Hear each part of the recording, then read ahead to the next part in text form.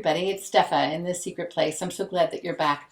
I have another reading here for you from the Ruth Haley Barton book called Invitation to Solitude and Silence. I like this book so much. I bought it in 2004, read half of it, put it down.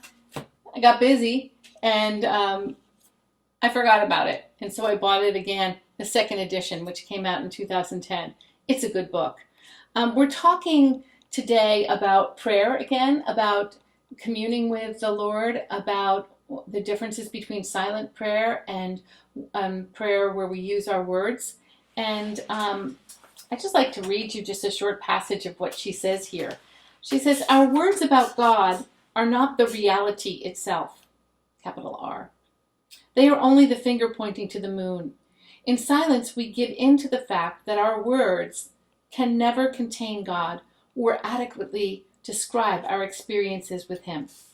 When we give in to the exhaustion that comes from trying to put everything into words and mental concepts, we give our mind permission to just stop. We give ourselves over to the experience of the reality, capital R, itself, the Lord. In the crucible of silence, the wall of mental impasse ceases to be the place where we are skewered by our human impotence and instead becomes the very breast of God. Eventually there is a strength born of quietness and confidence because time and time again we have found there everything we need for our sustenance. This is a very deep kind of rest indeed. This is the rest for my soul that God has so graciously given me. I remember being a teenager and nothing was wrong. I grew up very well. I had a beautiful upbringing among 6 children, 6 siblings, and a beautiful home, parents who loved me and cared for me. I was just empty as a tin can. I was so empty and so not at rest, and I didn't know why. And as I sought truth, I didn't know what truth was. I didn't know that God had anything to do with truth. Isn't that silly? That's terrible.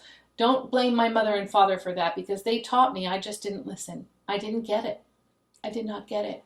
But over time, from the first year I went away to college until now, I've been learning about truth, capital T. I've been learning about God. I've been learning how to reach out to Him and commune with Him. And that has brought great rest to my soul. In the midst of trials, in the midst of triumphs, there have been a few in each category in my life. He is with me and He gives me the rest I need. I like the way she says, in the crucible of silence. Why? Why would she call silence the crucible?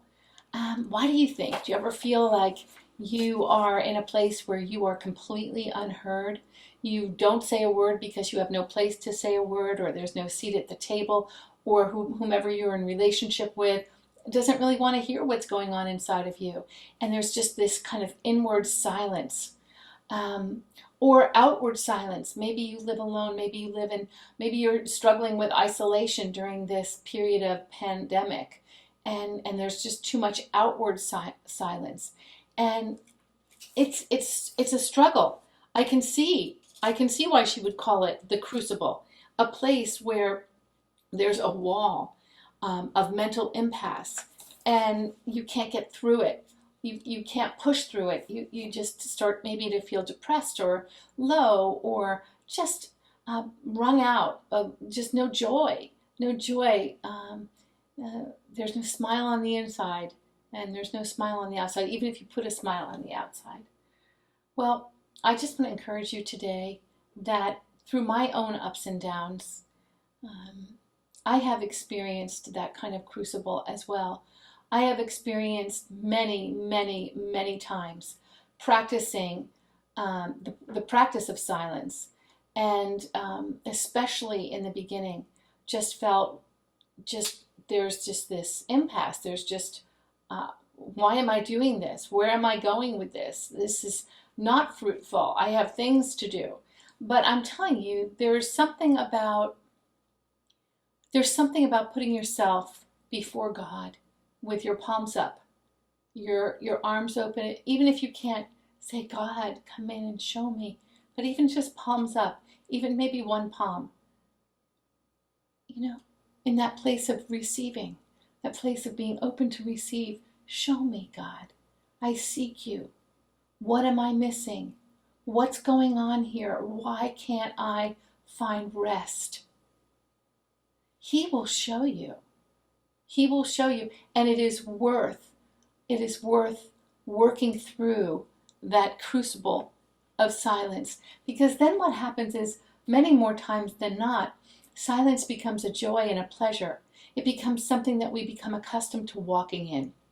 And instead of a practice that has to happen every morning or once a week, or a 2-week retreat every year, which are all wonderful things, by the way, very, very helpful, even as refreshers. What happens is you start to walk with an inward silence, and it's very hard actually to be moved from that inward silence. There's like I'm just starting to get emotional because I'm thinking about the times when I have been shaken on the inside.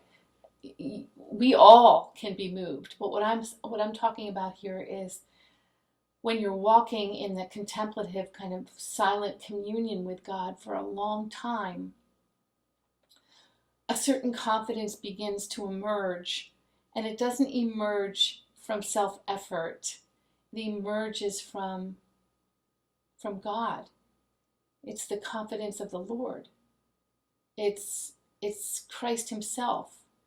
And I would love to hear, any of your comments or thoughts listening to this about when you have found that confidence arise, when you have begun to walk more deeply in that beautiful rest that is available to us in God through Christ.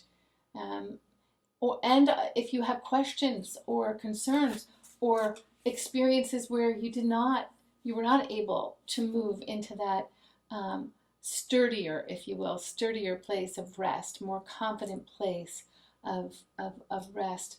I remember, and just leave it in the comments. I look at them all the time, whatever you write, and I will write you back. And I will pray for you if you ask for prayer. I remember being young and just having met my husband before he was my husband, and we were on a music team together at a small church, and we used to sing a song, I shall not be moved. I shall not be moved. And it was like always pointing to God. We will not be moved from believing in him. I will not be moved. I'm like a tree planted by the water. And I remember singing those songs and singing them with all my heart, like I wanted that to be true. But I didn't feel like I was, I felt like I was susceptible to being moved. Like I wasn't a roller coaster kind of a person emotionally, but I was just not as confident and grounded. And I think that would be probably a normal experience for people as they get older, that we get more confident and get more grounded. But the other thing that happens when you get older is like older, like you start getting to like late middle age, let's call it. What starts to happen is like the things in your life that you came to count on that were just always there, like sight, reading, walking, feeling good, getting enough sleep, all the kinds of things that like you just never thought about, when you were younger, are things that are great feats. Like, wow, I can walk today so well, I'm not in pain, or my breathing is so good, or my throat, the vocal nodes aren't bothering me today. I actually can speak, And so, yeah, you start to, feel like just, it's so, getting older is really humbling. That's all I have to say. But there's still in that a groundedness, knowing that any sense of peace and rest that you have is not something you've attained. It's not something that, oh, I've arrived and I've attained it. It's something that God gives. It's by his grace, and he gives it to us, I believe, more and more as we seek him, as we seek it through Christ. God, I want you. I need you. I need you. I long for you. I desire you. Help me to desire you more. Help me to desire you more than I desire the things of this world. Help me to long for you more than I long for a vacation. Help me to long for you, oh God.